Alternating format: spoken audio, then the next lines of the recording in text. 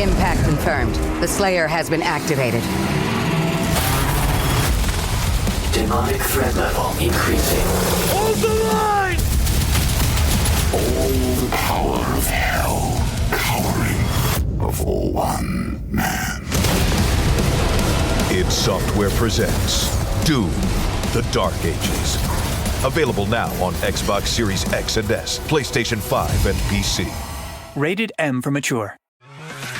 Build professional skills this semester with Adobe Creative Cloud and create standout work both in and out of the classroom. Save big on professional creativity tools. Students get 65% off Adobe Creative Cloud, including Photoshop, Illustrator, Premiere Pro, Acrobat Pro, and 20+ creative apps. No matter what project you're working on, Adobe Creative Cloud apps can help you take it to the next level. Visit adobe.com/student to learn more.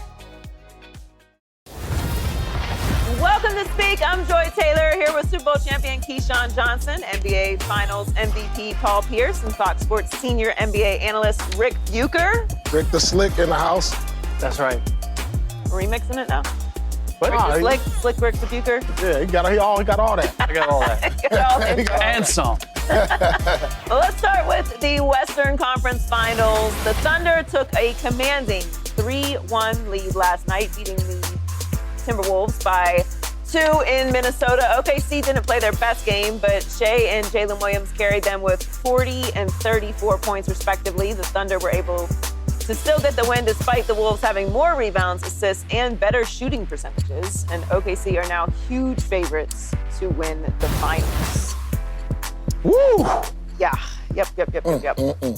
So, Paul, can anyone stop the Thunder this postseason?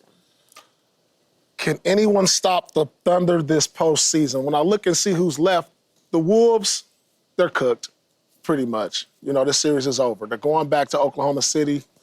They're going to close the deal. Indiana, the Knicks, if one of them were to get to the finals, I think Indiana will probably have a better chance because of their depth, their coaching, the style of play. You know, they play fast. They play selfless basketball. But could either one of those teams beat them? I don't think so. I'm looking at a team that won 68 games this year, that has the MVP, and they have a young core that looked so dominant last night. I couldn't believe the ages on them when they said it, and their MVP is the elder statesman on the team at 26. When you look at their core, if they win the championship this year, they're lined up to be great for a long, long time. They haven't lost 3 in a row games all year long. So the series is 3-1, Joy, Key, and Rick. That means Minnesota got to win 3 in a row to win the series? Not happening. Lost 2 in a row only twice this season. Have never lost 4 games in a 7-game stretch all year. Well, they play 7 games in the series, and they haven't lost 4. You can pretty much wrap up the title, the trophy, and hand it to the OK. The 2025 NBA champs, the OKC Thunder. I'm telling y'all right now, Shea Gilgeous-Alexander, the MVP. Because right now, he's looking like the best player in the league. And his complimentary pieces are growing each and every game, each and every series. I saw them grow. Chet, Jalen Williams, and then the other complimentary pieces, they look unstoppable. Just hand them the trophy now. Go ahead, take it, guys. Let's get ready for next year. Do they really look unstoppable? So you weren't convinced with last night's game? They barely won. No, seriously, though. In all honesty, let's be honest with ourselves. Yeah, we like Shea. He's gotten the MVP, and they're the young, hot team that's running up and down the court in checks, dunking on people, and they're doing all the things that look ooh-wee. But they barely won. It wasn't like they won by 20. Okay, a win is a win is a win. I get that. But I understand what you're saying, Paul. It's over. It's going to be hard to... Look, it's Minnesota done. They cooked. That wasn't good math that Paul just read for anyone else that's playing them. Yeah, That's not good math for nobody else. Not good math. But they're going to see one of those 2 teams out of the East. And one of those 2 teams out of the East, although Indy has a better depth roster to compete with them, but I'm not going to count out the Knicks yet either because it ain't over with yet. And then whichever one of those 2 teams they play. We can't just all of a sudden hand them the trophy based on what they've done against Minnesota. Paul just did. That's in the mail. Paul. It's in the mail. Paul, It's in the UPS. It's in the FedEx. They got 2 different pieces. But again, the yellow rope, everything. Was it not a 2-point win and not a 22-point win? So let's not act like they just ran away with the game. They beat up on a Minnesota team that their superstar player has struggled this series in particular at times, other than the one game where he went nuts. So it's kind of like, I'm not ready to just say that they the NBA champions and give Shea the MVP trophy. I'm not ready to do that. I'm not ready to do what Paul just did. Not yet. So your concern is whoever comes out of the East, because you don't think the Timberwolves. No, it's over. Minnesota, they gone. It's over. Ain't nothing. They can't. How you gonna win 3 in a row? How you gonna do that? Yeah. It's just not gonna happen. Agreed. I think they know that too. And this game 5 is in OKC. So they ready to go to the championship since the last time they gone with KD and company. I'm not ready to give it to them either, but they're prohibitive favorite. There's no doubt. And there's only one team out of the East that I see as being capable of giving them a run for their money, a puncher's chance, if you will, and that's the Indiana Pacers. Because, as Paul noted, they can match them in depth. They've got the coaching. They can match them in three-point shooting. Their intensity, their chemistry. There's a lot of similarities, as I see it, between those 2 teams. My hesitation is in seeing what Karl Anthony Towns has done to Miles Turner. And if Karl Anthony Towns can do that to Miles Turner, then Chet Holmgren, who has more in his bag than Karl Anthony Towns does. Whoa. No. I'm not going to let you do that, Rick. That Chet Holmgren has more in his bag. Chet has more in his bag. Chet putting the ball on the floor. I was going to say you could put the ball on the floor, Athletic could get there. I saw that last night. No question. If Cat is going past Miles Turner, Chet Holmgren will be going past him twice as fast. That's not even debatable. I just saw a dude go 20 in the 4th. I mean, I ain't seen Chet do nothing like that. I mean, Chet is a good player. Shooting 3, but you can't count on that. Cat will have that every once in a while. Yeah. And he hits some logo threes like. But Chet's got. Are we questioning whether Chet has more all-around game than Cat? Because I'm not, even as young as he is. No, he doesn't have more all-around game than Cat. Because if you want to go back to the last series with New York, when Cat willed them, when he hit the fadeaway, the 3 down the stretch versus the Celtics. Yeah, I saw that. Cat has that capability. And then when I saw in Game 3 him 20 in the 4th, contested 3s, down the middle dunk and ones. I mean, it looked crazy at times, but it looks unorthodox, but it gets the job done. And then at the end of the day, when he up there, he got 25 and 15. He's taken over multiple games in this playoffs. Like, Chet is great complimentary. And Chet has played a complimentary role. Yeah. I have very little doubt that if he had to step into that role. What is he, 3 behind Jalen Williams? Yeah, he's the third. He's the number 3. He's the third option. Yeah. Where Cat is the second option, and at times. But let's say that's fine. The fact is that as the third option going up against Miles Turner, he's going to be on an island. He's going to have advantages. Like, I don't like, however you want to size up what the role is, I don't like that matchup, and I think it favors OKC in a big way. Yeah, and I think something about Cat, Joy, is he can go on the milk carton in a heartbeat on you, though, too, where he comes up missing. Even though he can have those fourth quarter stretch runs and make you think, ooh-wee, but sometimes you start looking for him, you know, and Chat's not in that position because of Jalen Williams and because of SGA, where you don't need to depend on him nearly as much. Yeah. I feel a little uncomfortable. I think Cat's a little further along than Chet. Chet's doing a great job. He's proven. Cat has proven more. I'm just looking at what Chet has shown me. He's doing a great job. Yeah, I like what he was showing me last night. He's doing a great job. I'm gonna put Cat a little further ahead of him at the moment. Yes. Okay. Almost making it impossible for me to do my job today. No, you gotta, Joy. You like what, Key? You gotta power. I think the matchup between the Thunder and whoever comes out of the East. We just saw them. Series. They seem to be the team of destiny right now. I'm literally reading off of my notes at this point. There's a lot of basketball left to play. I think that the Pacers Thunder matchup will be very interesting. A lot of show left too. You all right, Joy? I think Pacers, good luck. The Pacers and Thunder will be a great matchup. I don't know that the Knicks and the Thunder would be a great matchup, but I also don't. I don't know why I want to see the Knicks in championship, though. I just care about the look of it. Yeah. I mean, that's probably what it is. I think we're also less convinced that the Knicks are going to make it past the Pacers at this point. I mean, they're still quite in the middle of their series, but if they go 2-2, they got to go back to the Garden. No. 100%. That's fair. I just think that the Pacers is a better matchup for them. No, I understand. I just don't want to see OKC. Look like the team of destiny right now. They look like they are the best team. Again, as I said to you a week ago, do you really want to sit in front of your TV and watch OKC and Indy? I do.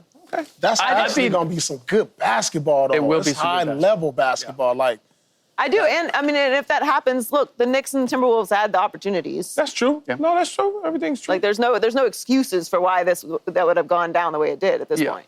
The other thing, though, is we just never know with a young team that's never been to the finals before.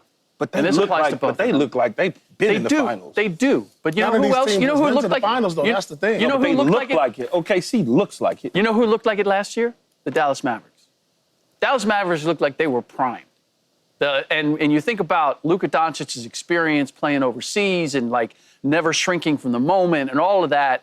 And then you saw in the finals where it turned. And that's my only reservation. To your point, I agree. OKC team, it looks like they got it all and they got the right mindset and they got everything.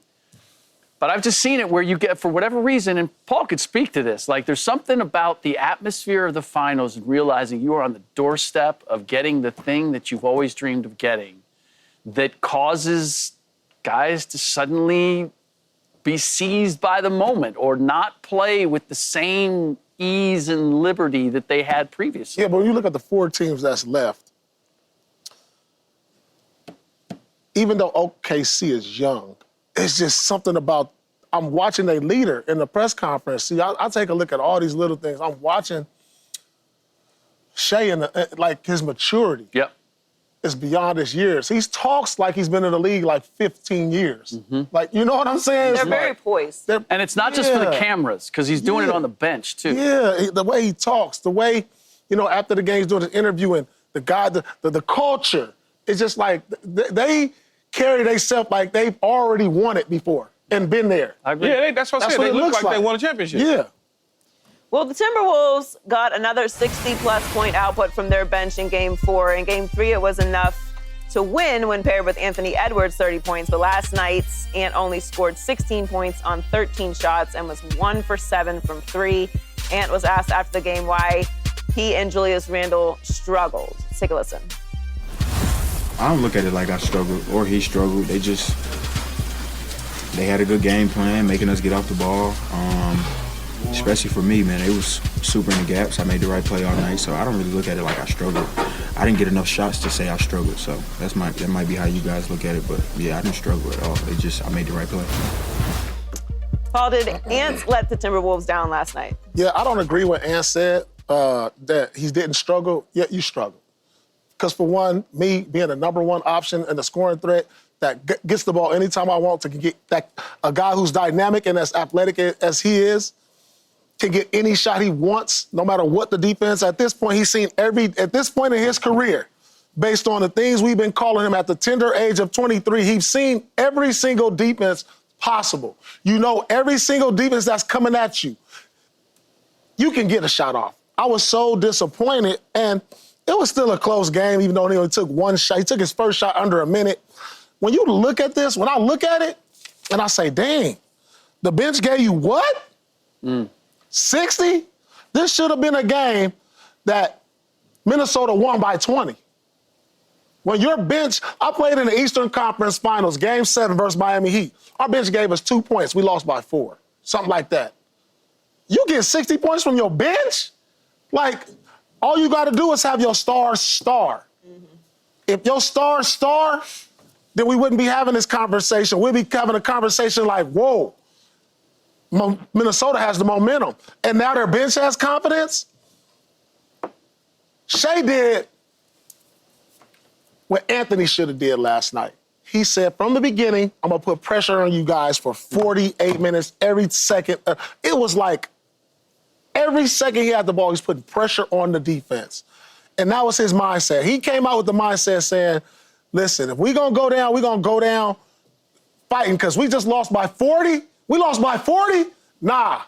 I'm the MVP. This is not happening again. And Ed should have been like, nah, not in my house. But what I'm seeing in this series, I'm not seeing that same energy Ant had against the OGs.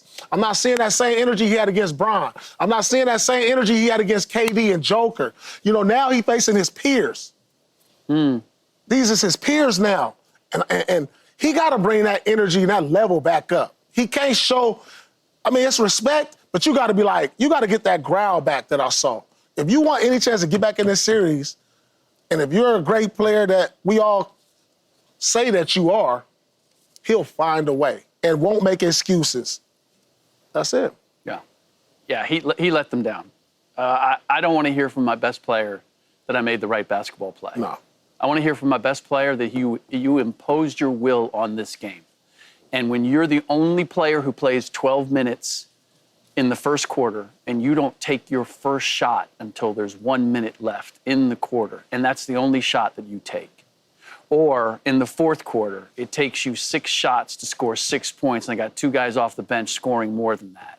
And if he had had a load of assists, if they were trapping him so hard, or he's penetrating and he's drawing so much attention and he's feeding everybody and they're getting a bunch of shots, then he's going to end up with a ton of dimes as a result of that. But he didn't. He had 6 assists and 5 turnovers, if I'm not mistaken. There was a lot left on the table. And that's where I just, when Ant says these things, I just feel like, you know what, he doesn't really understand what being the superstar on a championship team is all about. That he just hasn't figured that out yet. He knows how talented he is. He knows how good he can be. But in terms of leading a team and doing the things that psychologically lead your team, I don't think he's got a sense of the power that he has because of the player that he is. And until he gets that, then this is a team that's going to follow his lead, which is they play really young, they play really well at times, they play really erratic at other times. Until he steps into that in full, then they're going to continue to be what we see, which is this team that always feels like it kind of underwhelms us based on the talent that they have.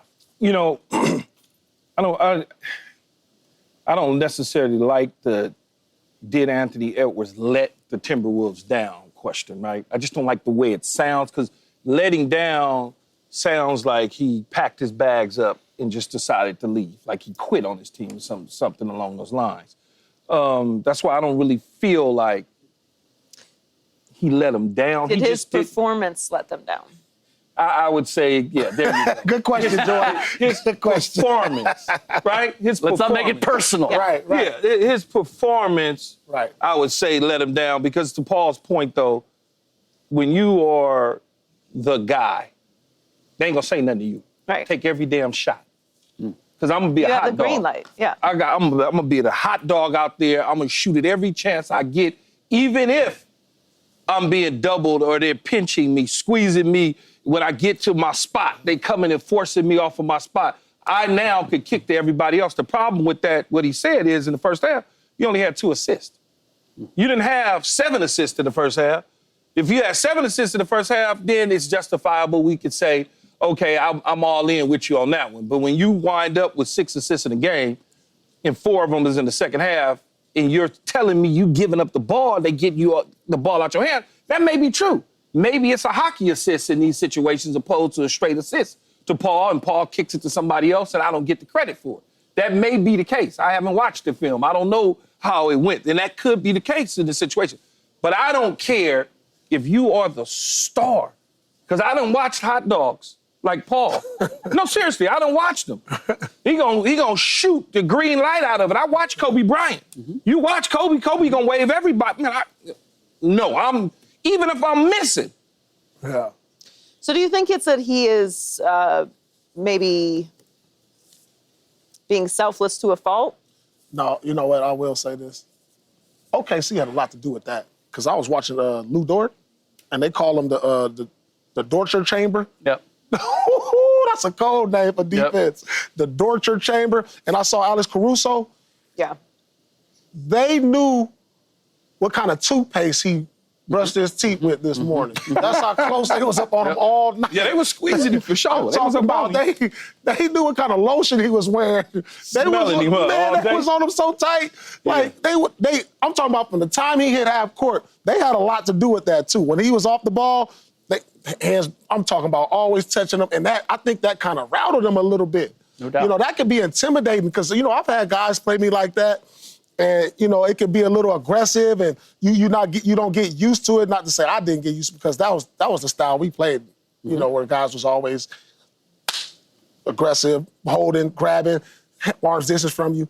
And I think he didn't get used to that physicality of it. And so it's a mindset. It didn't come as easy as it did in the last game. What he has to understand, to win a championship, to get to a championship is hard. Very hard. It's mentally draining and physically draining. Mm-hmm. And you have to wrap your mind around how tough it's going to be. This is the toughest defenders he's had to play in all of the playoffs. Mm-hmm. This ain't Luka and LeBron no more. This is some dogs out there. I'm talking about these guys looking for new contracts. These guys don't get the headlines. They don't get the recognition when they win. But these guys are hungry and they can play and they smell championships. So I give a lot of credit to the OKC defense, Lou Dort, Alex Caruso, even Jalen Williams at times when he's playing them.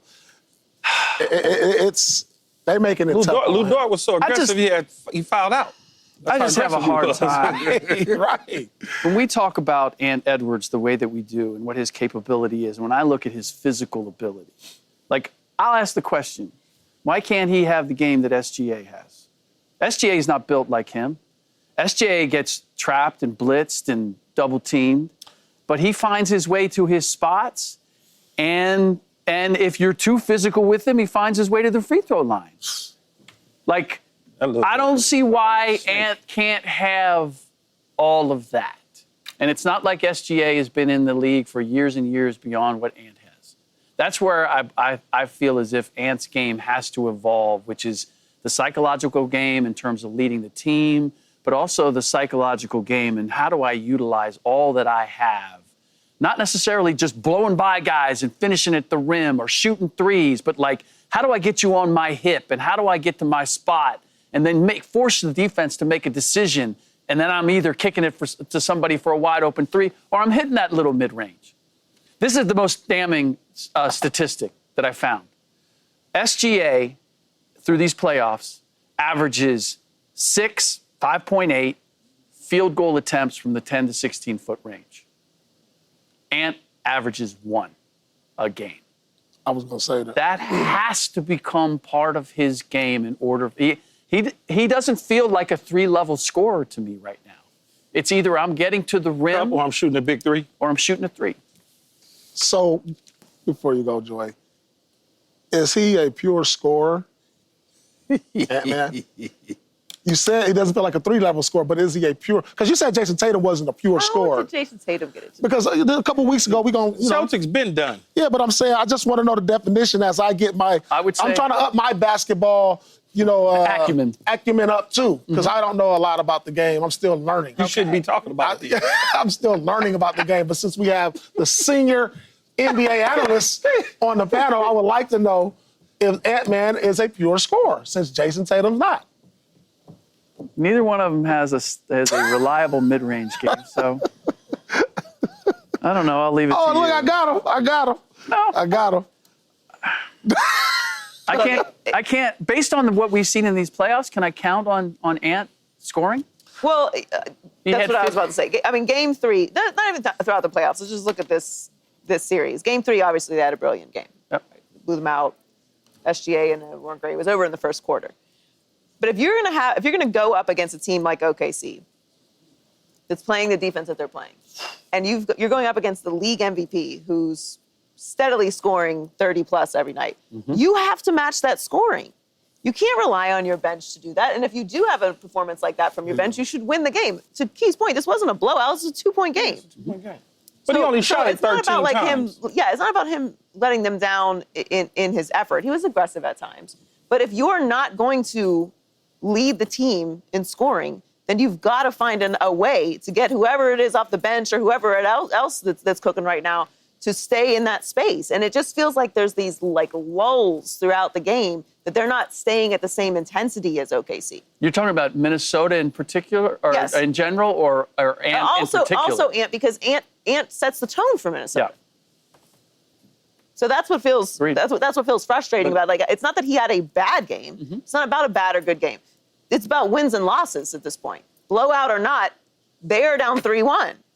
Got to shoot more than 13 times. You just have to. Is there any chance that Minnesota comes back in this series, Rick?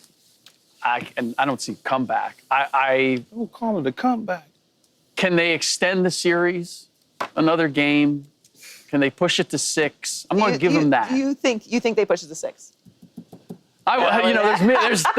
There's thinking and there's hoping. You want it to go to 6. Yes, we always want more to see. basketball. Actually, I want to see another game, at least another game like I saw last night. I want to see a competitive game. I want to see a game where I feel like Minnesota has an opportunity to win the game. And on top of it, I want to see Ant be a part of that. Want. It's an interesting word. What is going to happen? I don't see how they turn the tide at this point. Okay, I so mean, the series honestly, is for what over in 5. OKC has done, and they're going to OKC. OKC, I think they're 7-1 at home in these playoffs. Cooks, Key? Yeah, it's over, though. It's over with. What you going to... They lost the first 2 at OKC. Now they're going back to OKC. It's going to be tough. They said OKC is 7-1 at home. These folks in Oklahoma are going to be going crazy. They're going to have the white out. Everybody going to wear white and, you know. This is the hard part of it. When I look at what Minnesota did in Game 3, when I look at what they have. But that's Game 3 at the We should be crib. talking about this in a different way. I think it had less to do with where it was and where they were. They were down 2-0. They and were at like, home. we can't lose this Yeah, game. but they at home. Think about that, though, Rick. That helps with the role They're at players. home down 2-0, And so they are scrapping and fighting. They went, but hey, They was on life support. Didn't they go into L.A.? They went in. Yeah, but that ain't the same. Well, that's not the same. We all It's know. not the same team. I agree with that. Well, we all know that the Lakers is not where we wanted them to be, Rick. So just leave the Lakers alone. I just can't let go of the fact that the Timberwolves are way better than what they've shown in this series. That's what I can't. I would agree with that. Is there any chance they come back in this series?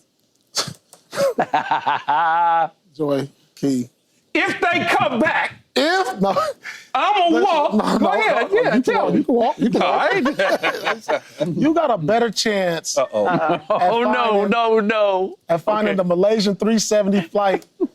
Okay. right, no, we're not doing that. Them coming back. Okay. Them coming back. Okay. Wow. Okay. Yeah, we gonna move on from that. You have exactly 4.4% chance. 4.4% to come back. Man.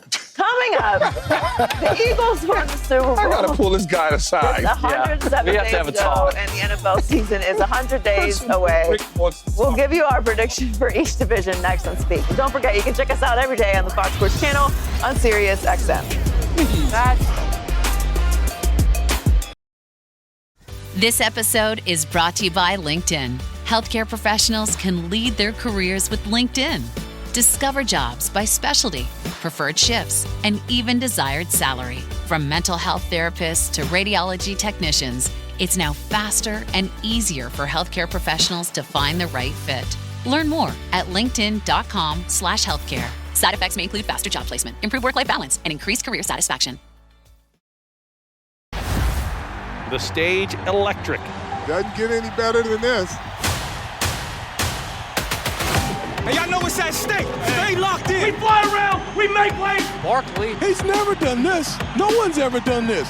Oh, he threw him away like a rag doll. And he throws in the end zone. Caught for a touchdown. Lateral to Allen and reaching for the pylon. Are you kidding me?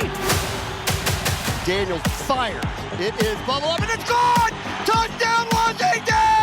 Into the end zone for Garrett Wilson. One-handed catch. Incredible. Oh, what a catch! What a play. Absolutely amazing. Preposterous! I'm fired up. Let's go. The NFL is right around the corner. We're 100 days away from the first regular season game, and we are excited. We're going to give you our picks for the division winners in both conferences, and we'll start with the AFC. And let's start in the very, very tough AFC North. So, Key, who do you have winning the AFC North? You know, I looked at a lot of different ways, Joy. You know, I looked at Cincinnati, obviously, re-signing the receivers. I looked at Cleveland, young quarterback position. I look at Pittsburgh, no quarterback at that position. And I said to myself, well, who has the strength and the stability and stabilized within this division? And I think it's Baltimore. Baltimore, I got winning the division. They added DeAndre Hopkins, a veteran wide receiver, to kind of help Zay Flowers along, to get him to, step up a little bit and become, more of a leader in that position, but also learn how to play the position at the National Football League level.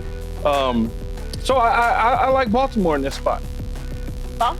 Yeah, I couldn't agree with you more, Key. I mean, Baltimore, based on what they have in Lamar Jackson and Henry, you got young Flowers over there at the receiver core, and I just think their head and shoulders going to be, well, maybe not head and shoulders. You got the Bengals, you got Pittsburgh. We don't even know who their quarterback is going to be, and so we already know Cleveland is they're trying to figure it out.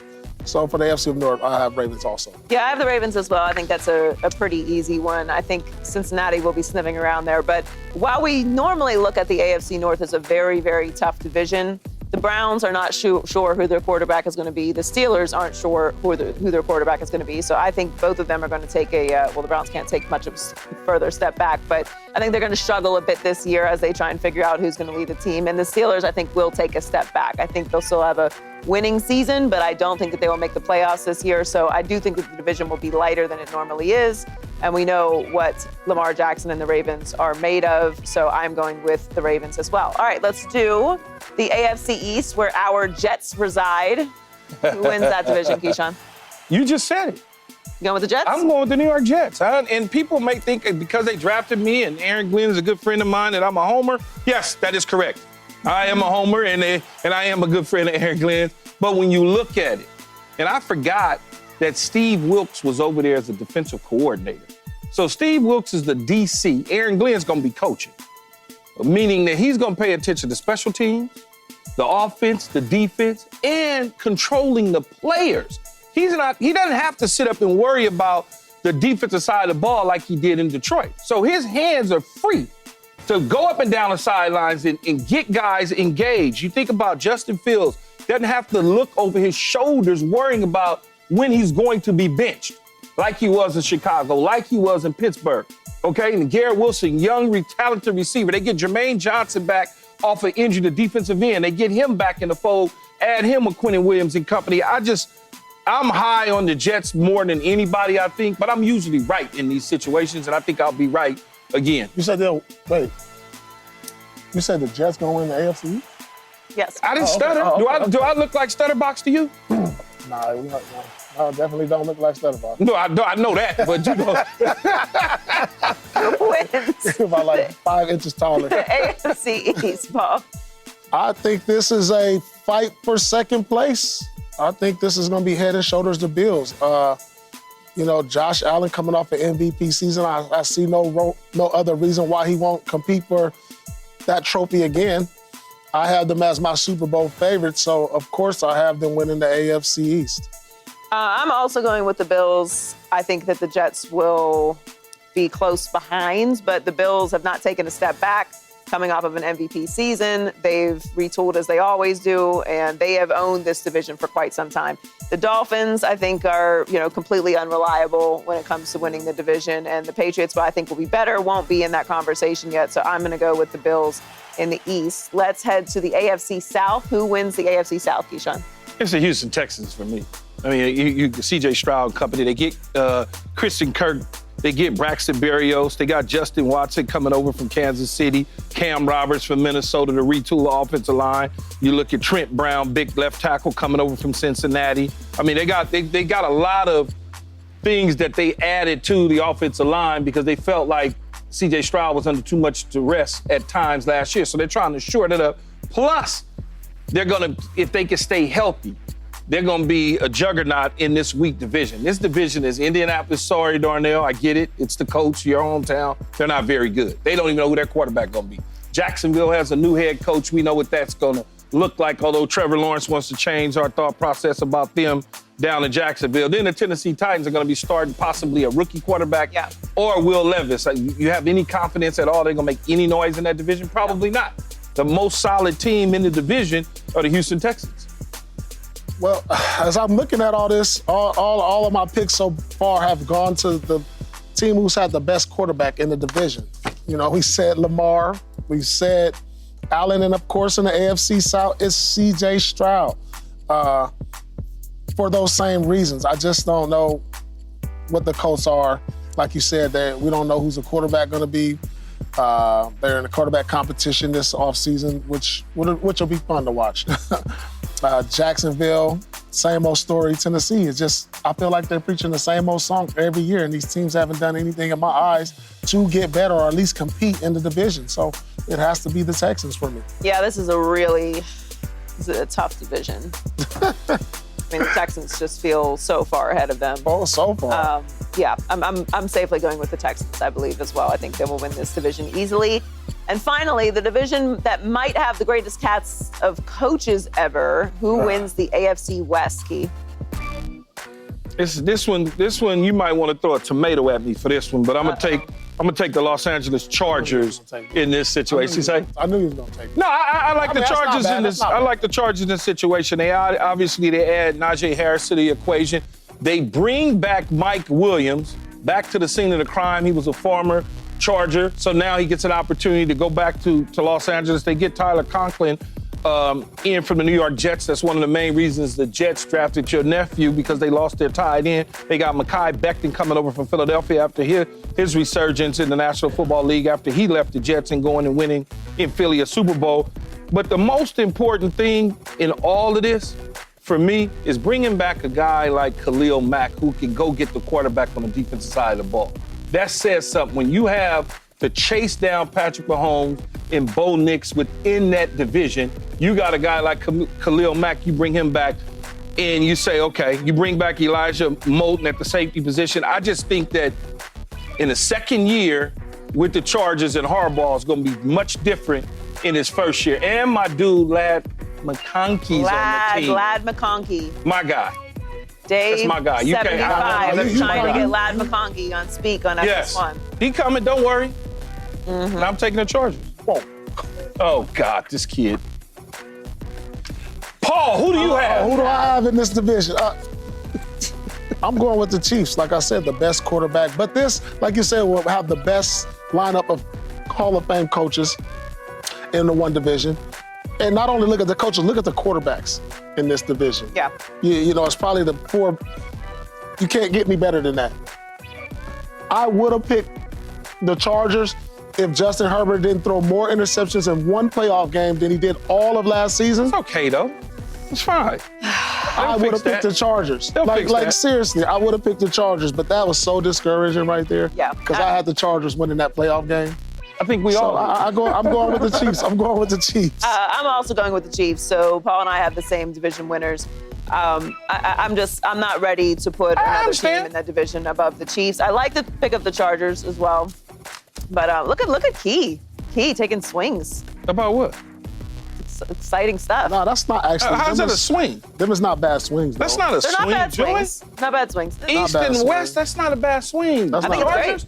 The Chargers was right there. You don't think, look, Kansas City just can't keep winning. Well, they can, but I'm about to say, they can't just keep winning the division every year. They say that about the Bills. Point, like the Dolphins had a 3-game lead in the division and tricked it off. Well, what happened to the Dolphins? They fell apart, though.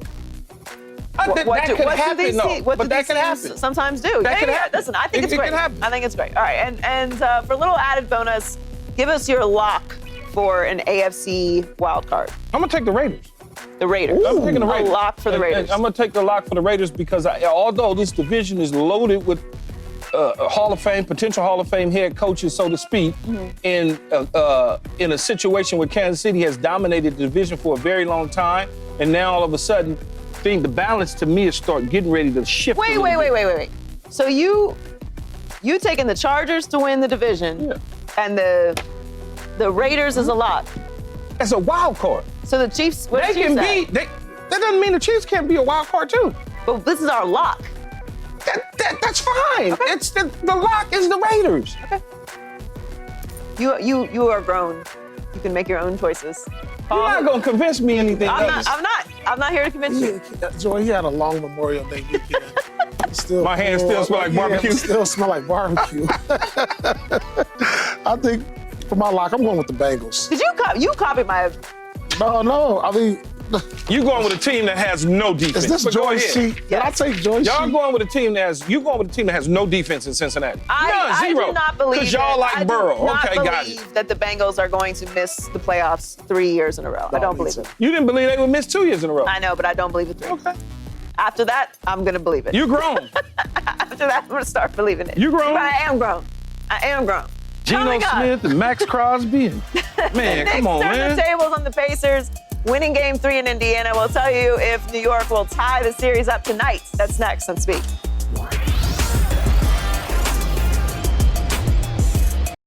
¿Hablas español? Sprichst du Deutsch? Kan du norsk? If you've heard that sound from Babbel before, I bet you do. Babbel is the science-backed language learning app that actually works. With quick 10-minute lessons handcrafted by over 200 language experts, Babbel gets you on your way to speaking a new language in just a few weeks. With over 16 million subscriptions sold and a 20-day money-back guarantee, just start speaking another language with Babbel. Right now, up to 55% off your Babbel subscription at babbel.com/Spotify podcast. Spelled BABBEL.com/Spotify podcast. Rules and restrictions may apply. Tyrese Halliburton's father, John, hasn't been in attendance for the last 8 playoff games after getting into it with Giannis on the court after the Pacers eliminated the Bucks on April 29th. But tonight, Mr. Halliburton will be back in the arena for Game 4, sitting in a suite at Gainbridge Fieldhouse. Reportedly, the team still won't allow him to attend road games. So, Paul, was this the right move for the Pacers to bring back Halliburton's dad? Yeah, I believe so. I mean, an incident that didn't have to happen, and I hate to see it when a player gets into it with a fan, let alone another player's parent.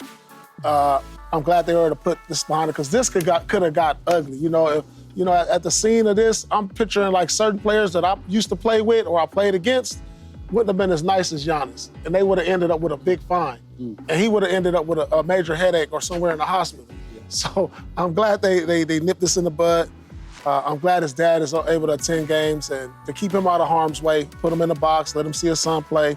You just never know these, Eastern Conference Finals with a chance to get to the finals. Yeah. That's fine. I'm fine with that. I think it's the right choice. It would be a real tragedy if he wasn't able to see his son play for the rest of the time in the postseason. But don't let it happen again.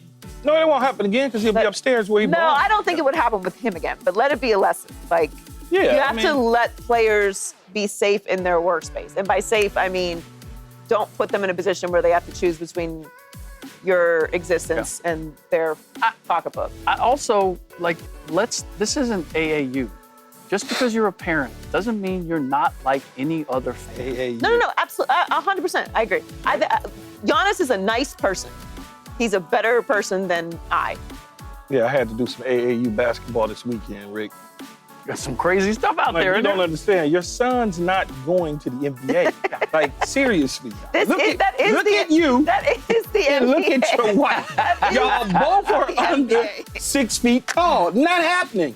That is the NBA for them, though. I know, I get it. But he's upstairs where he belongs, and I said this when it first happened. I said the NBA should have put him upstairs. Yeah. That's where you belong. You belong in a box. You don't belong on the floor. You should be in a box, in the air-conditioned space, chilling, people bringing you drinks. I know, but I'm just saying your own space. Okay. Bringing you your cocktails and all those sort of things. That's where parents belong, in my opinion. Well, look, you want to be up in the 6th, 7th, 8th row, I'm good with that, too. I don't... Courtside just gets a little dangerous. I mean, it only gets dangerous if you walk on the court and threaten Giannis. That too. But I'm glad that he's Parents belong in the box. No. But here's the problem. If you are courtside, now the cameras find you very easily. Anything and everything that They'll find you in the box suddenly become. Yeah, but they'll find you in the box. They know you sit in the box. Easier on the floor. Yeah. But I'm glad he's going to be able to go to the games. The Knicks surprised Paul Pierce with a Game 3 win in Indy to keep the Eastern Conference Finals competitive. Karl Anthony Towns went off in the fourth quarter, scoring 20 points in the quarter, while Jalen Brunson mostly watched from the bench. Indiana is favored by 2.5 tonight at home for Game 4.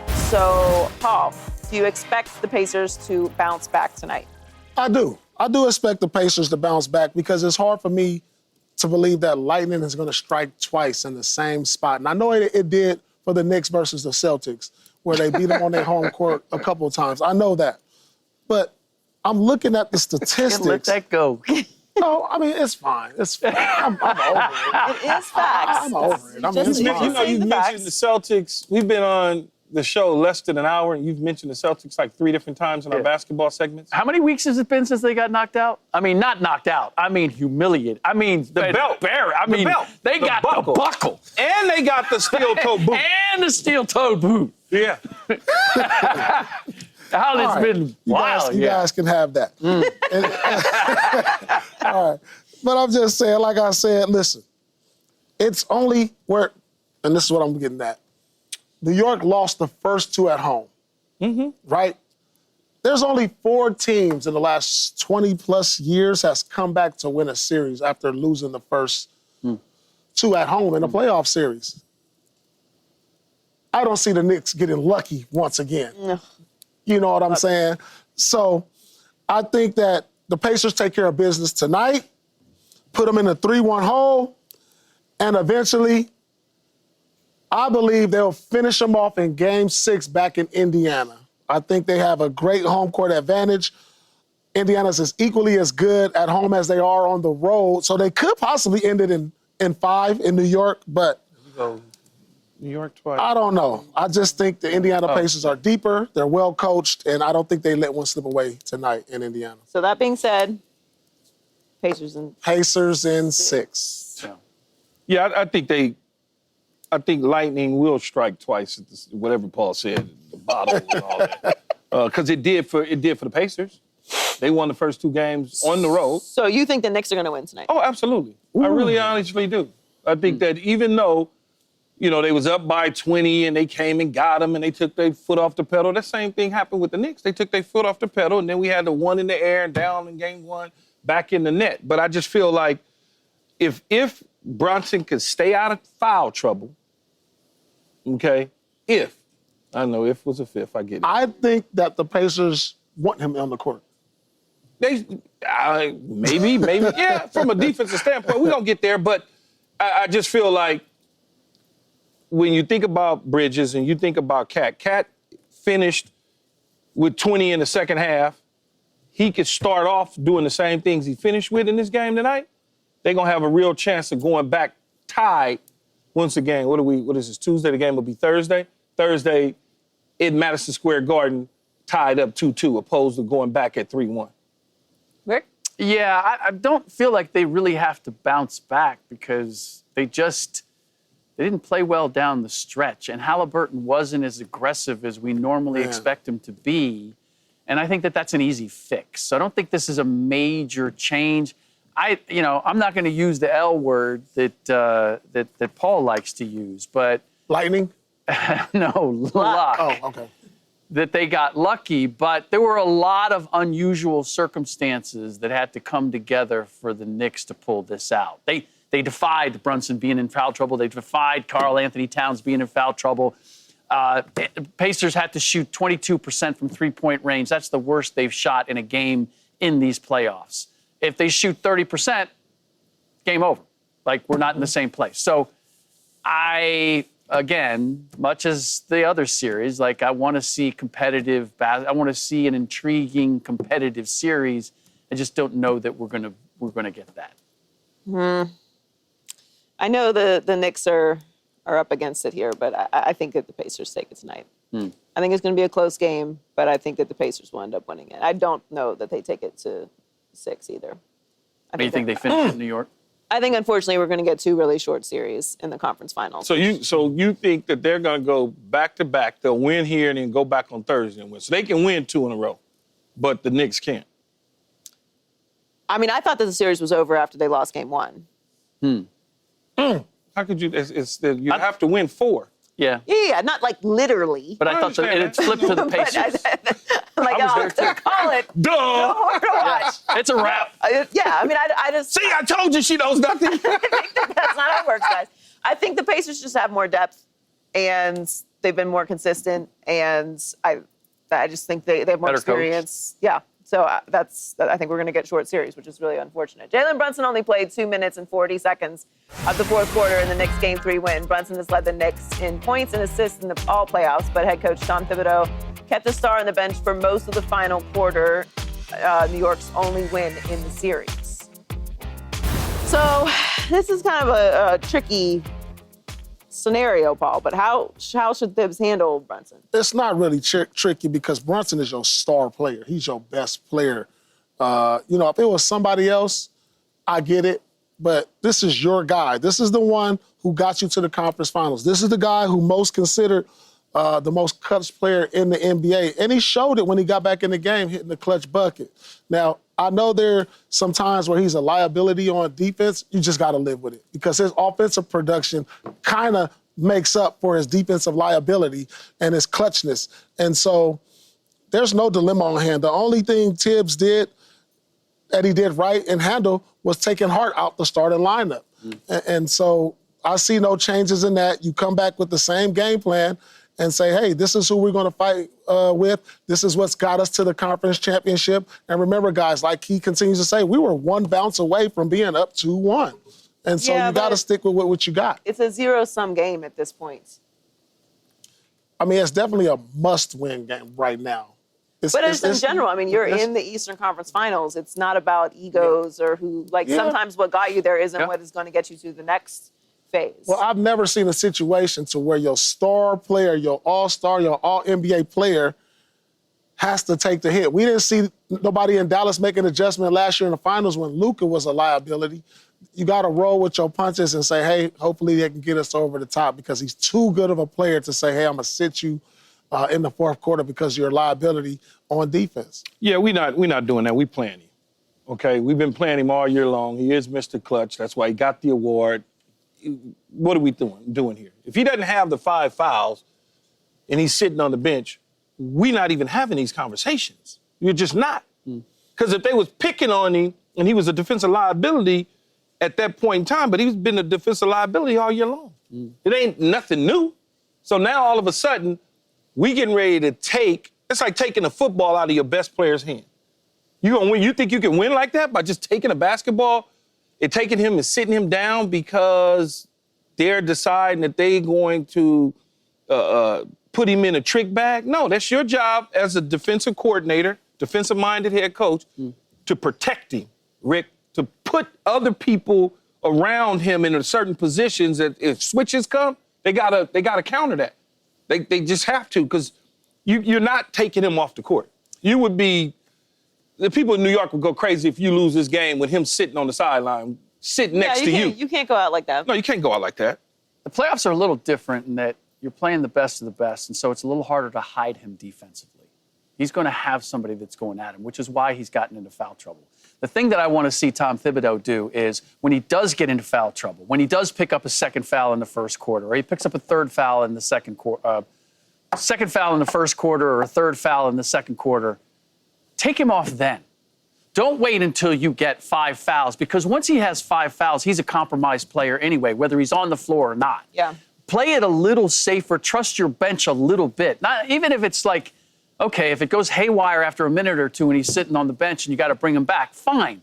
But if you can, the earlier you play it conservatively with him, the more time you have to recover if there's any kind of a deficit as a result of him being on the bench. The idea that I'm just going to roll the dice, and now I get early in the fourth quarter and he picks up a 5th foul and now I'm stuck, I don't think that's very smart based on the experience that you've already had. Even though your bench did respond, now your bench has proved, hey, you know what? You give them a couple of minutes, they might be able to hold serve. That's what I'd like to see Tibbs do instead of, no, I'm going to ride with my guy no matter what. Yeah. Well, their back's up against it because they don't want to go down 3-1. Essentially, if they go down 3-1, the series is over, because I don't think any of us think that they're coming back in to the series in that situation. So it's already a must-win game for them tonight. You're going to have to go with what got you there. But if they had a little more flexibility, then maybe they make some of those adjustments. But this is when your stars have to star and step up, and it'll be on him to make the adjustments to protect him. Coming up, Aaron Rodgers walked out of Lambeau Field as a Packer for the last time on January 8th, 2023. Should he return to Green Bay to retire a Packer? We'll get into that next. Let's speak.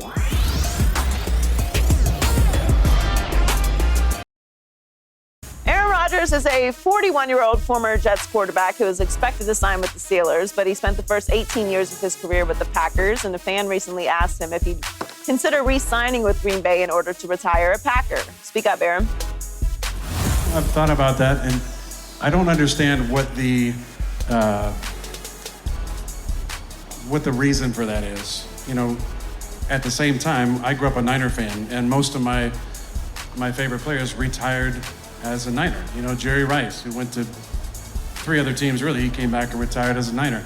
So I understand the cool thing about it, but if I didn't do it, would that make a difference in how I'm viewed in the Packers' eyes? When I retire in 4 years, I'm going to go into the Packer Hall of Fame. May or may not get my number retired. Whether they do it or not, that's fine. But in 4 years, I'll be in the Packer Hall of Fame. I'll come back and be a part of the crazy. Exactly. And there's a lot of love from me and how I feel about the team. If I do or if I don't think it should make a difference. I'm not sure yet. If they approached me about it, I probably would. Paul, what was the process like for you to re-sign with the Celtics to retire with them? My situation was a one-day thing. I was pretty much retired, but I wanted to sign a one-day contract so I could say I retired a Boston Celtic, because I said in my playing days, in my I played there for 15 years in Boston. And I said, I want to retire a Celtic. It was in numerous articles, but since I got traded, went to other destinations, I thought at the end, I said, hey, I'm going to sign a one-day deal to sign with the Boston Celtics so I could say I retired the Celtics. That was just something that I wanted to do. You get a signing bonus? No, I got to sign one day. Did they have to officially pay you $1 or something? No. Just a See, but principle. right when I start to really back Aaron Rodgers and try to get him and put him in certain situations where people don't look at him a certain way, then he says this sort of stuff. That just it drives me crazy, though. That's your boy. It just drives me, because I've been trying to work with him a little bit. I'll be trying to work with him, no? I ain't, you know what I'm saying? Y'all think he's best friend? Talking about... But it's like, at the end of the day, yes, you're going to retire a damn Green Bay Packer, okay? All great players that had longevity with certain teams. You won a Super Bowl there. You played there forever. You got 4 MVPs there, league MVPs. What do you mean, if they retire your jersey? All that type of stuff. Don't do that. Stop doing that. Just don't do it. That's my best friend. It's like, dude, we know you're Aaron Rodgers. You're good. We know that. You go down as one of the best quarterbacks to ever do it. Like, just chill, though. Why you laughing? Why Aaron got you crashing out right now? Because, man, it's just like you hearing it and I'm listening to it. I really don't care if they retire my job. No, you care. This is how he always talks. Yeah, but it drives me crazy, though, because it's just like, come on, man. You're not going to retire a Pittsburgh Steeler. You're not going to retire a Minnesota Viking. You're going to retire a damn Green Bay Packer. The same thing Brett Favre did. You're going to sign a one-year deal, a one-day deal, and you're going, whenever that time comes, that's where he's going to retire at. So just stop the shenanigans and the nonsense. Stop it. Rodgers is still expected to join the Steelers. However, they began their OTAs today. Rodgers remains unsigned. Pittsburgh reportedly has kept Kirk Cousins on their radar and could move to the Falcons quarterback as a plan B if Rodgers does not work out.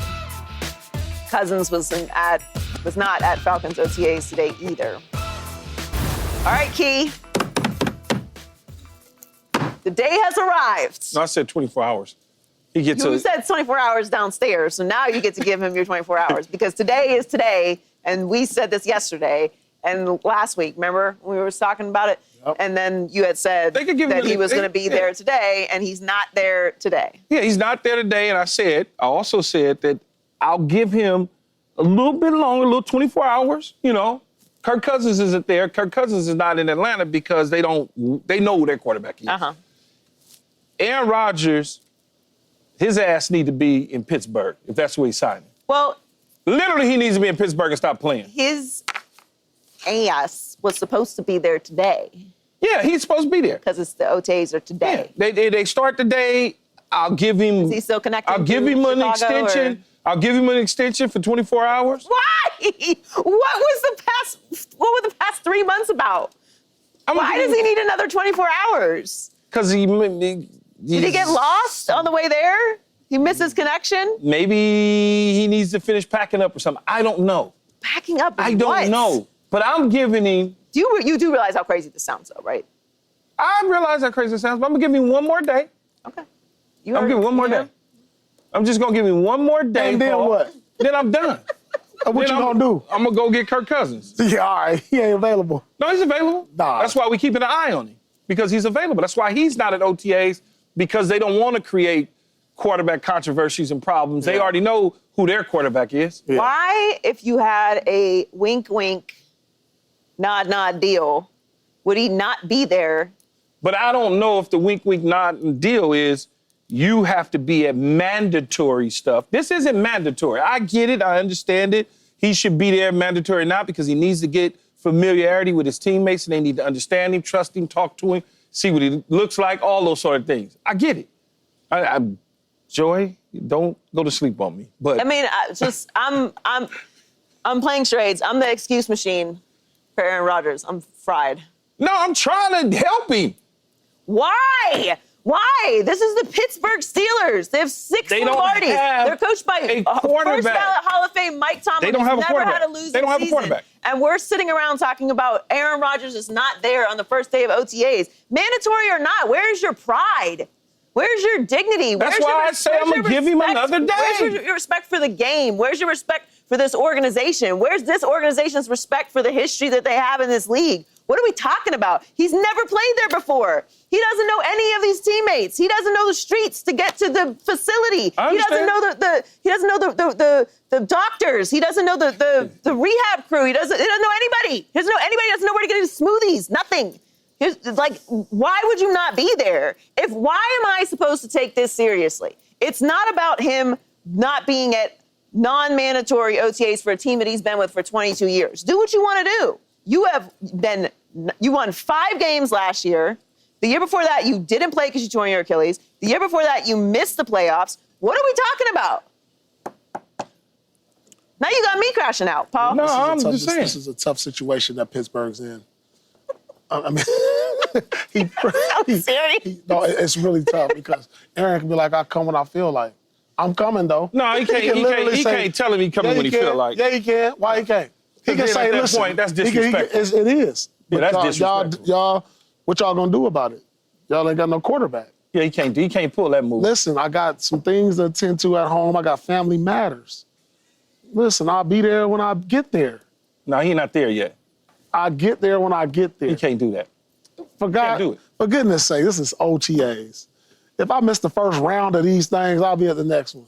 Yeah, and that's my whole point. The wink, wink that communication had probably already happened. Yeah. That I'm going to be there, whatever, the 3rd day or the 5th day, the 6th day. That's probably already happened. Because, again, it's not mandatory. But I believe, based on it being a new team, new offense, new system, new city, new environment, all of those things, he needs to be there as soon as possible. He probably got the playbook. Yeah, that's all cool. That's cool, but it ain't the same. As a 20-year vet, as a 20-year vet. It's not the same, though, Paul. And being in the NFL so long, if it's not mandatory. But it's not the same, because I may not like you. I may not like you, Paul. So if you don't like me and I come in here, what you gonna do? Ain't no telling. Because they got the beards. I'm the quarterback, though. It don't matter. You said the dude with the beard sat right next to me. This is a well-respected. This is a well-respected, but not loved, not respected. True as an athlete, as a player. Be loved or respected. But look, though, Paul, he's respected as a player in the National Football League. His ability, yes, he has gotten that respect. But inside those locker rooms, I don't know that respect is the same. No, respect is always. It ain't. No. He's accomplished. No. The love might not be there. Okay, he can deal what with he that. has accomplished, not what he is accomplishing. Because what he's accomplishing is missing the playoffs, then missing a year for a torn Achilles, and then winning 5 games. Think about what Cam Hayward was saying. In Pittsburgh, no matter who they roll out there, they win. So this is what this scenario is setting up for this year. Mike Tomlin has never had a losing season, right? Which at this point is already becoming something that people are tired of saying. Okay, you haven't had a losing season since you've been here, but we also aren't winning playoff games and we aren't going to Super Bowls, which is the expectation for the Pittsburgh Steelers. This is going to be one of the great stories in NFL history. He's going to come back third day of OTAs. And do what, Paul? He's going to lead the Pittsburgh Steelers to the Super Bowl. I'm calling it right now. Look, I feel like he got a lot of gas left in the tank, but that's just me. He gonna lead. Something special gonna happen in Pittsburgh. But if he's not there, and your teammates don't know you, they don't know who he is though. They gotta. They can Google. No, they don't. They can watch the podcast. No one cares about the podcast. No one cares about that. This is the thing. You got certain players, and I didn't play with guys like. You got divas. Quarterbacks is divas. Oh, no, they the biggest divas. He can be in the locker room all year long and you might not get to know him. No, he the biggest diva. That's what I'm saying. The quarterbacks are the biggest divas going. You might be in the locker room all year long, the plane, bus, and everything, and still might not get to know him. Yeah, but at least I know who you are. They know who he is. That's Aaron Rodgers. No. What you mean? Oh. If I know who you are, I can't judge you from a distance, but I can judge you up close and in person. See, who is these people we talking about? Teammates? Which teammates? Whatever. Cam Hayward. Okay? Cam Hayward is going to do his job. Of course he's going to do his job, but part of his job is to be a leader of that team. Absolutely. But you can't let other players on a team kind of deflect what your job is. You know what I'm saying? But that player that's not there is affecting the team. But you can't let that hijack what you need to do to help the team either. No, he's not. That's up to the coaches. They not. Make sure he's going to be on point. They not. But you know when what I'm you're saying? the leader of a team and you one of the leaders, you want your players in that locker. Because guess what? Cam Hayward's there lifting weights and running. You see what I'm saying? Yeah. DK Metcalf, he may be throwing with Aaron Rodgers here and there, whatever the case is, reports that he had been tossing the ball around with him a little bit. But it's not in a Pittsburgh uniform. Yeah. It's not a Pittsburgh helmet. It's not a jersey. They in T-shirts. I get everything you're saying, Key. I'm just trying to play, devil's advocate. I get it. I'm just trying to, say maybe these things are going. Yeah, we're trying to work with it. Yeah, we're trying to work with it. That's what I'm saying. I understand. You know what I'm saying? I'm just saying.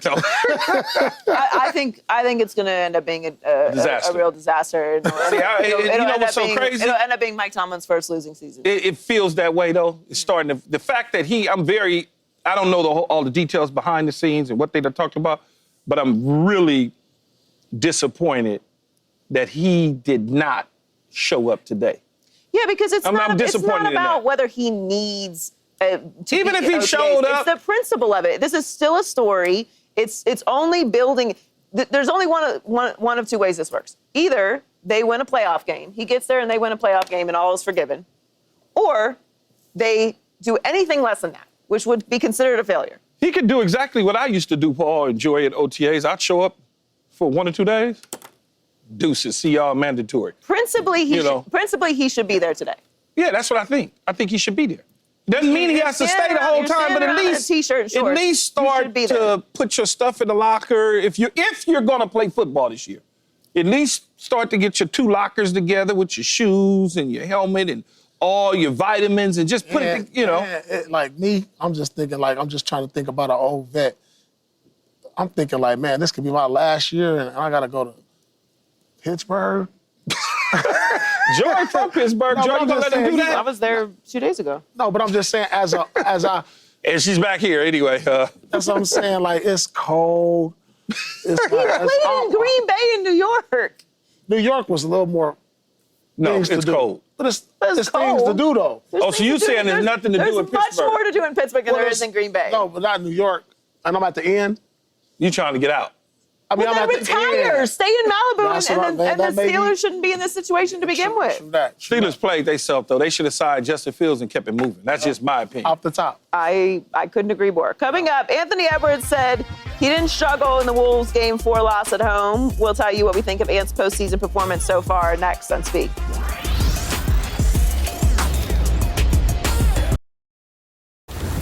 The latest out of Milwaukee is that the Bucks are hopeful that the relationship between head coach Doc Rivers and Giannis will make it more likely that Giannis remains with the Bucks. The reports say that the organization believes that the two have a strong working relationship.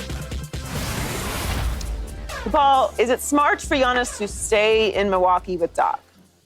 You know what? It's all about what Giannis is going to value at this stage of his career. Now, I don't understand staying with Doc, being comfortable with him. Doc is a player's coach. But Giannis, he's a competitor. He's one of the game's greats, one of the all-time game's greats. But I just don't see him winning another title as the team constructed in Milwaukee.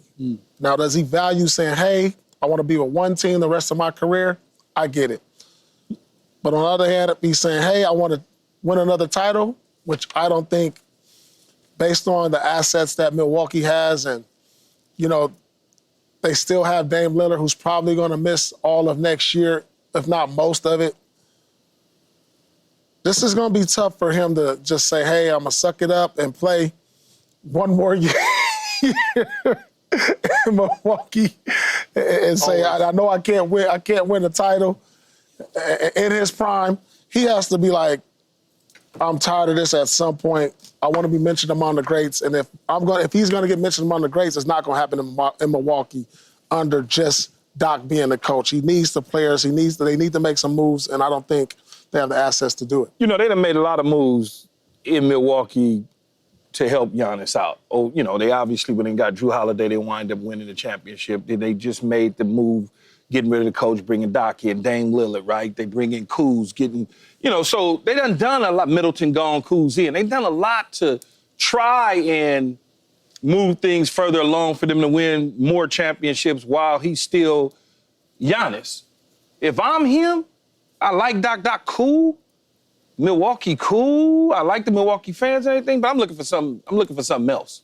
I really am. Me being there just because Doc and I got a good relationship, that's all cool, fine, and dandy, but I can't win at the level that I want to win at all by my lonesome. And what I mean by that is because Dame Lillard is going to miss all of next year or a pretty large chunk of it. So if you're missing all of next year or a pretty large chunk of it, that means that the team are going to be in the play-in or scrapping, trying to figure it out. They're going to be at the bottom of the seeding in the playoffs, all of those sort of things. And Milwaukee should want to hit the reset button as a roster. And if he has the value, which we know he has, they can get a nice haul from him. Now, where is that at, though? Is it on the West or is it in the East? Because if you think about the West, they got a lot of bigs in the West. It may be easier to accomplish some things on the East Coast if he was to find himself in Miami, for instance, along the way. Just a different situation other than Milwaukee, I think. Yeah, I'd like to see Giannis stay in Milwaukee because I think he's partly responsible for where they are. He was the one who wanted Damian Lillard. He's the one who wanted all these coaching changes. So I rather than say, hey, you know what? You gave me all that I wanted and it didn't work out, so deuces. I'd like to see him stay. Now, does it make sense for him to stay with Doc? No, it doesn't, because I've always felt that Doc will coach a team to its capability. It is what it is. I can't think of a team that Doc coached that overachieved. And as constituted, the Milwaukee Bucks are not a team that's ready to play for a title. That's the one thing that Giannis would have to, he'd have to have a certain degree of patience. I'm a little old school. Like, not everybody gets to play for a championship every single year. There is such a thing as loyalty. There is such a thing as being an icon for a particular franchise. Call me old-fashioned when I think that there's still some value in that. Even Steph Curry hasn't had the opportunity to play for a championship every single year, but there's a value that he has in staying there, and I think that Klay Thompson cashed that in, and I wonder whether he would think twice about that now in terms of where he is. Same with Dame Lillard and going to Milwaukee. But Dame didn't want to go to Milwaukee. Remember, he was trying to get to Miami. He was. That's ideally where he wanted to go, but ultimately he wanted out in Portland because they weren't willing to utilize the draft pick and the young resources in order to build a better team right away. I just don't think that Doc is the coach if Giannis is going to stay and they need to rebuild, which they obviously do. They need to upgrade that roster. I don't see the fit there. So Should he stay in Milwaukee? Yes, I'd like to see him So stay where's in Doc Milwaukee. gonna go though? What's that? Doc's staying and he's staying, so we got to move on from Doc. Doc's staying though. They're not going to move on from They're Doc. not moving on from him. He's there, Rick. He's What do you there. mean? Why is that guaranteed? Yeah, he'll be the coach. I mean, as an organization, they just came off Adrian Griffith.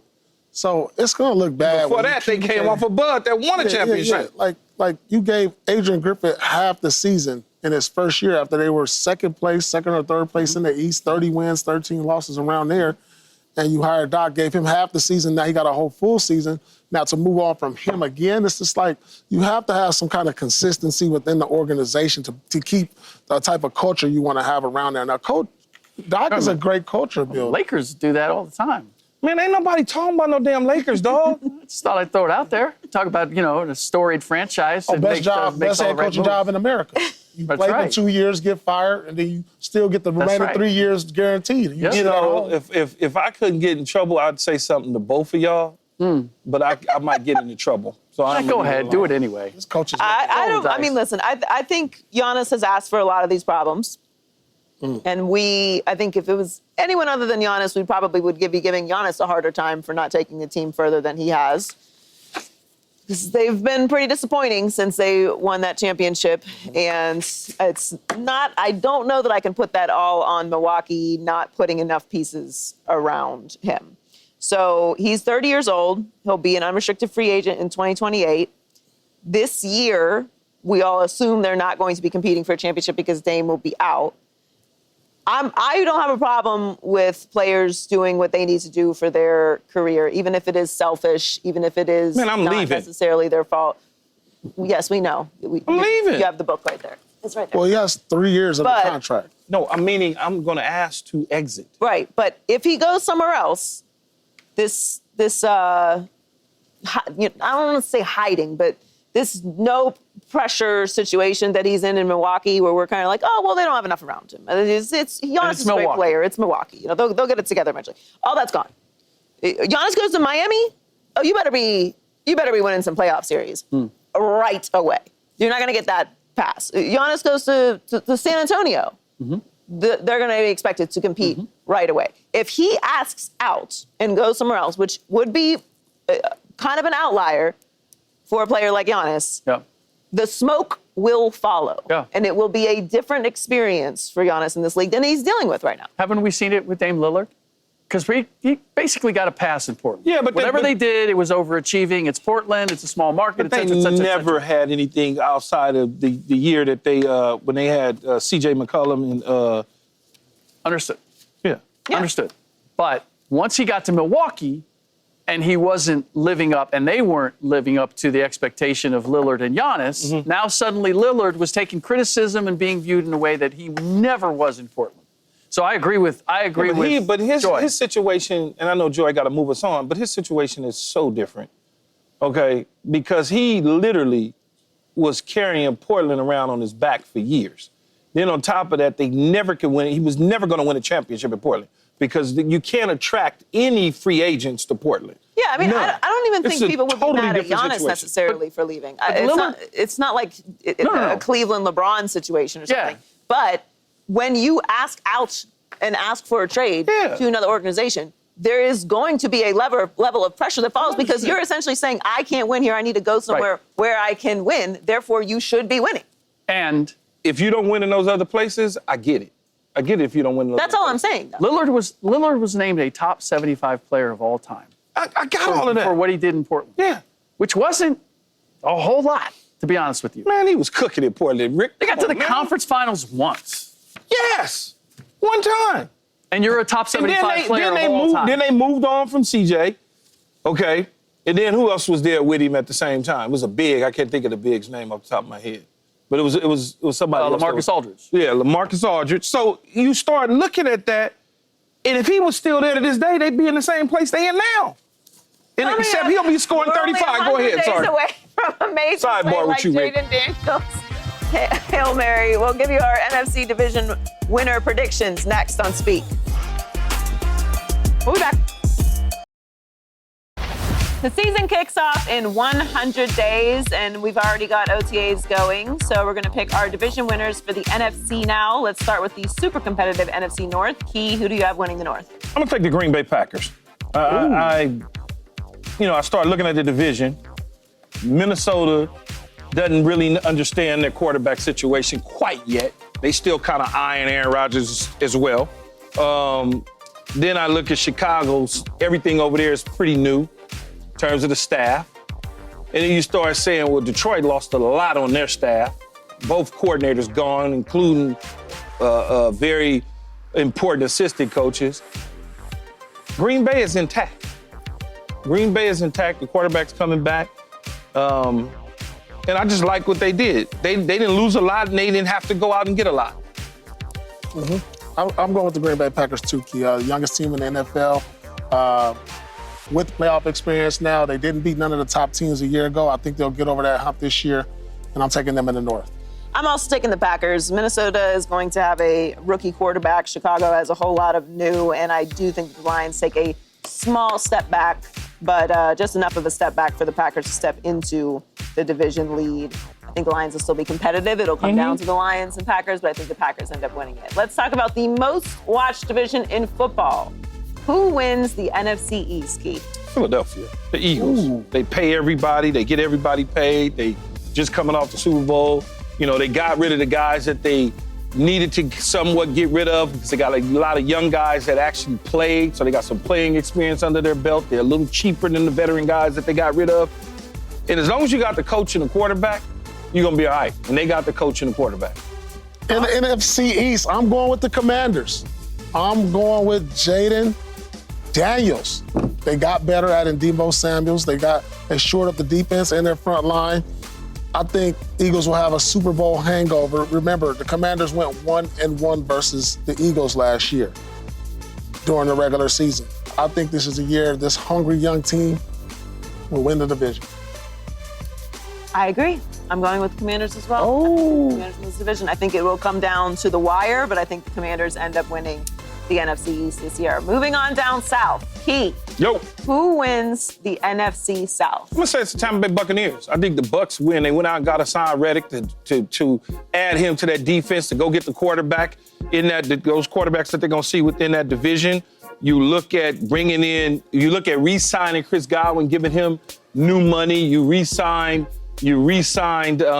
Sterling Shepard, but better yet, Chris Godwin is coming back off that injury as well. So when you start to look at him and Mike Evans, if he's healthy, pair him with Sterling Shepard and all three of them, plus Baker Mayfield at the quarterback spot and a solid defense, they should run away from that in that division with Carolina, which that doesn't do anything for me. We know what New Orleans is. And then you got Atlanta that's still kind of up in the air with Michael Penix at the quarterback spot. That's one of the reasons I'm taking Tampa Bay. Who you got? I'm taking Tampa Bay also. I think they got the best quarterback in the division. Atlanta, they're going with the young guys. It looks like they're going into a rebuild. Carolina, New Orleans, I don't know who their quarterback is going to... Who is the quarterback in New Orleans right now? Oh, God. They just drafted the kid. They drafted the kid from Louisville. Right. They drafted him from Louisville. Yeah, there's a little bit of uncertainty surrounding the quarterback positions in Carolina and New Orleans.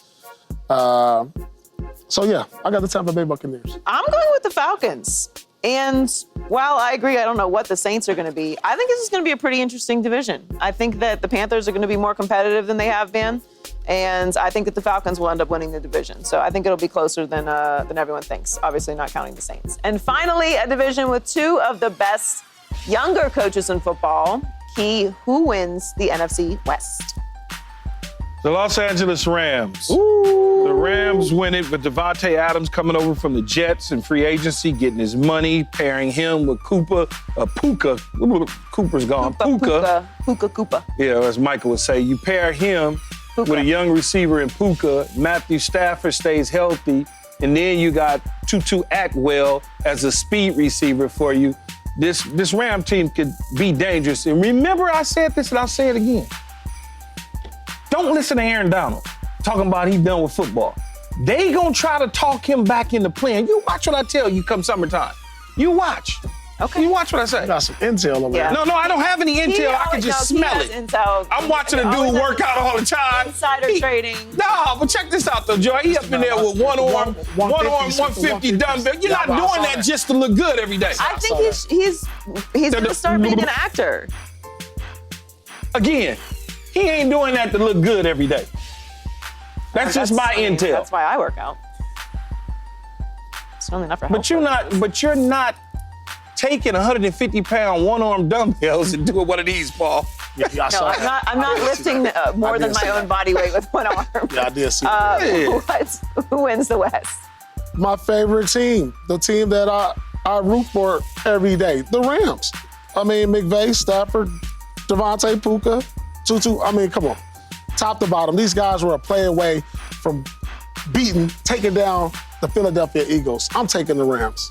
I'm also taking the Rams, although I do think this division will be pretty interesting as it is every single year. And I think we are probably writing the Niners off a little bit too soon, but I do like what the Rams did this offseason. I love Sean McVay, and I am going with the Rams in the West. All right, it's time for these are our division winners. We all have different lineups, unlike the AFC, where Paul and I were chalk. So we all have Green Bay winning the North. He has the Eagles. Paul and I have Washington, 2 Tampa Falcons, and then we all have the Rams. But who is your wild card? Tripping on the Chicago Bears. Ooh.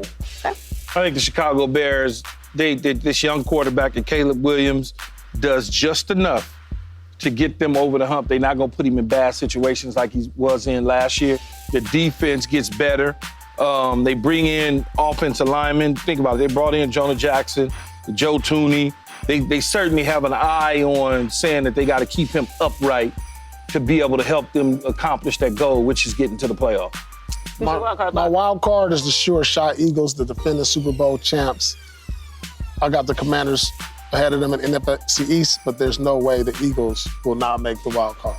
I agree. I also have the Eagles as a lock for the wild card. The NFC East switches the winner every year. The Lions have won 2 straight years, the NFC North. Tampa's won 4 straight seasons. But the NFC East always flips around. That's because the teams were bad. Okay, well, now the teams are good. There's only 2 teams that's good. True. True. Coming up, we'll tell you if Jordan Love's first pitch at yesterday's Brewer game is better or worse than Paul's pitches in LA and in Boston. That's coming up next for you, Paul. Keyshawn got a pitch? You got one? I don't think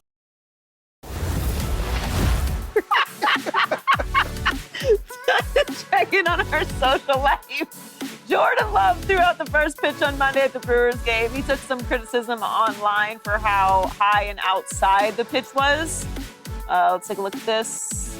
Okay. But Jordan Love played baseball, I believe. A little high.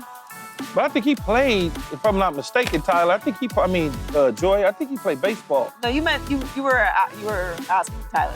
No, I meant. Tyler, I meant exactly what I said. Did he play baseball?